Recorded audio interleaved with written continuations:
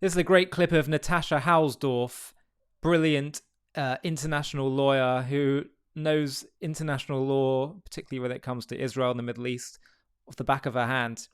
And she's talking to a member of parliament that's clearly anti-Israel. And she's schooling her on Israel's right to have Judea and Samaria from an international law perspective. Have a watch of this really important conversation. I think it's just coming on to the crux of the question that you've answered there. What makes the UN Security Council, the ICC, the ICJ, all the esteemed lawyers there in their advisory positions, every British government since 1967, pretty much every international legal authority, they've all stated that the settlements in the occupied territories are legal, and yet your position is different. What makes you better than all of these other lawyers that we've heard from who perhaps, in your view, don't understand real international law? What makes your position? Why should we hear your position as different and unique to theirs? I've never suggested that I'm in any way better, but until and unless I am presented with an argument that makes it clear that this is the wrong application of international law, as opposed to what the UN and what these international courts and tribunals have consistently done, with some exceptions, I'm minded to say. There was the dissent that I mentioned from Sebutinde. In relation to the ICC, in fact, in 2021, there was also a very powerful dissent by Judge Kovacs. So I would... Can I intervene here? Natasha, do you agree then that the occupations are not legal?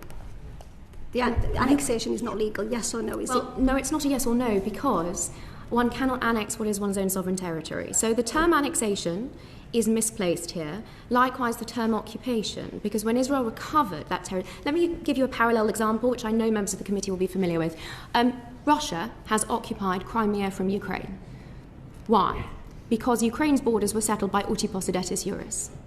If Ukraine were to recover Crimea from Russia, in the same way that Israel recovered the West Bank, Judea and Samaria, and East Jerusalem from Jordan. That's assuming that Israel owns that piece of land to start off with. Well, yes, but I'm saying the same rules have to apply. Can I come on to a different question, Natasha? May I just finish the answer? And I've got a different question. The same rules have to apply. Quite limited on time, I'm so sorry. 5 minutes until the next speaker. So, on Palestinian recognition and whether they are entitled to a state, simple yes-no question. Do you believe that the Palestinians are entitled to a state?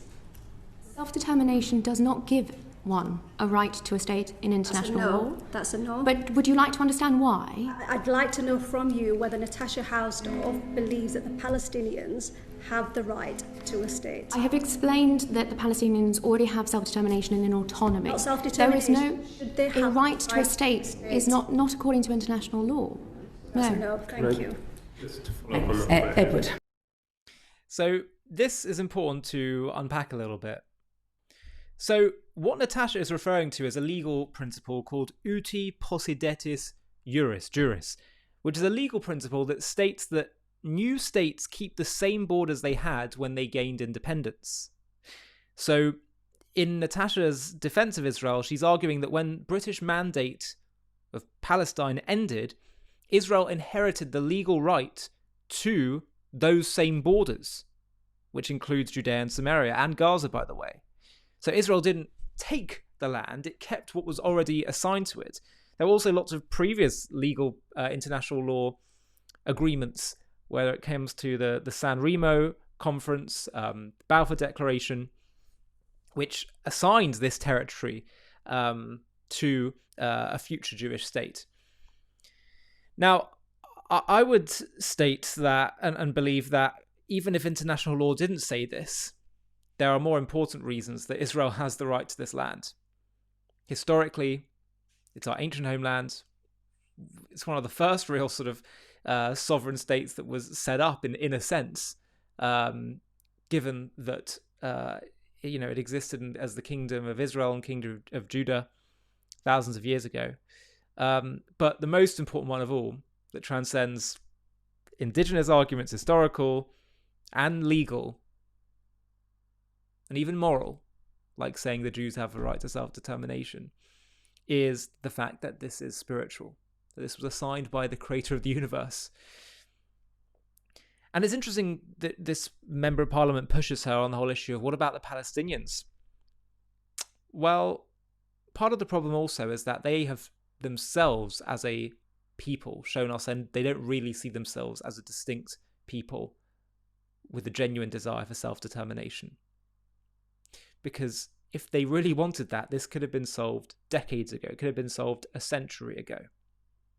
Why was it that between 1948 to 1967, when Egypt and Jordan controlled Judea and Samaria and Gaza, there were no calls for a Palestinian state or attempt to try and create one?